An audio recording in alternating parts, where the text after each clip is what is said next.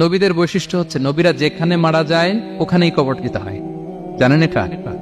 বিষ্ণু ইসলাম মারা গিয়েছিলেন আম্মাজান আয়েশা রাদিয়াল্লাহু তাআলা আনহার ঘরে, ফলে ওখানেই বিষ্ণু ইসলামের কবর রয়েছে, ওখানেই কবর। এবং ওই কবর দেওয়ার পরেই ওই কবর দেওয়া ঘরের ভিতরে আম্মাজান আয়েশা রাদিয়াল্লাহু তাআলা আনহা যতদিন বেঁচে ছিলেন ওখানেই ছিলেন কবরের পাশে। এরপরে বাবা মারা গেলেন আবু বকর, বিষ্ণু ইসলামের পাশে কবর দেয়া হলো, বাবা আর স্বামীর পাশেই থাকলেন। এরপর ওমরে ফারুক মারা গেলেন, ওনারও কবর দেয়া হলো। কিন্তু এখন তো আর বাবা আর স্বামীর সাথে পর্দা নাই, ওমরে ফারুকের সাথে তো পর্দা আছে, তো তখন তিনি ঘরটা হয়ে গেছে ছোট, 3টা কবরে অনেক জায়গা স্পেস নিয়ে গেছে, এখন অল্প একটু জায়গা পর্দা টাঙিয়ে দিলেন ওমরে ফারুকের সাথে পর্দা হিসেবে, ছোট্ট একটা জায়গায় যতদিন বেঁচে ছিলেন ওখানটাতেই ছিলেন।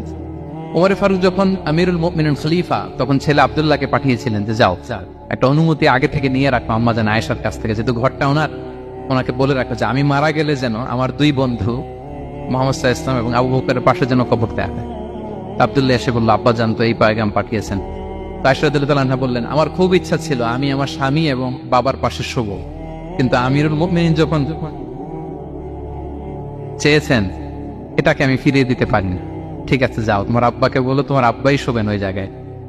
আচ্ছা, তো ওমরে ফারুক আপনারা জানেন অ্যাসাসিনেশনে ইন্তেকাল করেছেন, আত্মাইর আঘাতে, ছুরিকাঘাত করা হচ্ছে কয়েকবার, স্টেবিং।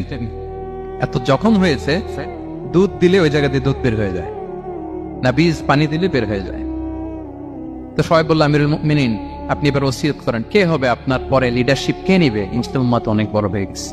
তখন তিনি ওসিয়ত করলেন এবং ছেলেকে আব্দুল্লাহকে আবার বললেন যে আব্দুল্লাহ আবার যাও, যে আম্মাজানের থেকে অনুমতি নাও। বলতেছে অনুমতি না নিলাম আর অনেক আগে, উনি তো বলছে আপনি মারা গেলে ওখানেই শোবেন। বলতেছে না, তখন আমি আমিরুল মুমিনিন ছিলাম, এখন তো কিছুক্ষণ পরেই মারা যাবে, এমনও হতে পারে আমার ভয়ে বা লজ্জায় তখন অনুমতি দিচ্ছে, এখন আর দিবেন, আবার যাও। আবার গেল, আয়েশা রাদিয়াল্লাহু তাআলা আনহা বললেন, না এখন আমি আগের কথার উপরে আছে, তোমার আব্বাই সেখানে শোক। সুবহানাল্লাহ। ওমরে ফারুক ওখানে শুলেন, তখন তিনি পর্দা আরম্ভ করলেন আম্মাজান আয়েশা। তাহলে রাসূল সাল্লাল্লাহু আলাইহি ওয়াসাল্লামের কবরটা হচ্ছে আম্মাজান আয়েশা রাদিয়াল্লাহু তাআলা আনহার ঘরের ভেতরেই। আপনারা মসজিদে নববী যারা ভিজিট করেছেন তারা জানেন যে আপনারা যখন কিবলামুখী হয়ে নামাজ পড়েন, বাম দিকে বিষ্ণু ইসলামের কবর, সেখানে রাসূল সাল্লাল্লাহু আলাইহি ওয়াসাল্লামের পাশে আবু বকর এবং ওমরে ফারুক রাদিয়াল্লাহু তাআলা আনহুমা শুয়ে আছেন। রাসূল সাল্লাল্লাহু আলাইহি ওয়াসাল্লামের কবর থেকে মিম্বার পর্যন্ত এই পুরো জায়গাটা রাউদাতুম মিন রিয়াদিল জান্নাহ, দুনিয়ার বুকে জান্নাতের একটা টুকরা।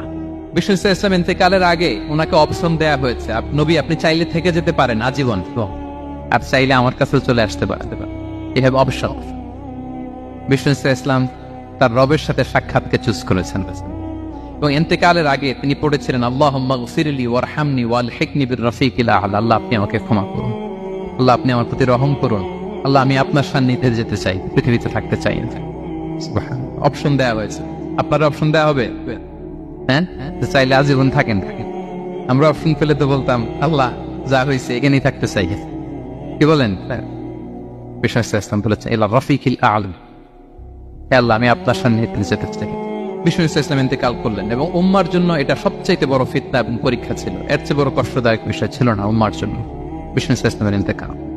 তিনি যখন ইন্তেকাল করলেন সাহাবারা পাগলের মতো হয়ে গেল। ওমরে ফারুক উনি বিশ্বাসই করে না, মানে আমার নবী মরতে পারে এটা উনি ভাবতেই পারেন।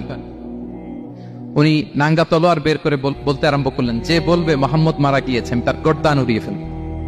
পরিস্থিতি অত্যন্ত ভয়ঙ্কর। আবু বকর রাদিয়াল্লাহু তাআলা আনহু তিনি আয়াত তেলাওয়াত করলেন, ওমা মুহাম্মাদুন ইল্লা রাসূল ক্বাদ খালাত মিন ক্বাবলিহির রুসুল,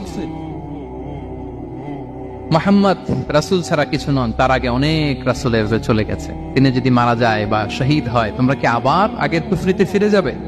এই আয়াত যখন তেলাওয়াত করলেন ওমরে ফারুক হাঁটু গেড়ে বসলেন।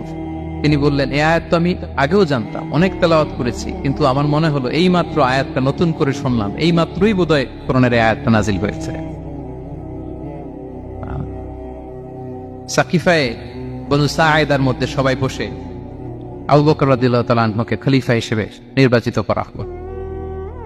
বিষ্ণু ইসলামের ইন্তেকাল শেষ, গোসল দেয়া শেষ।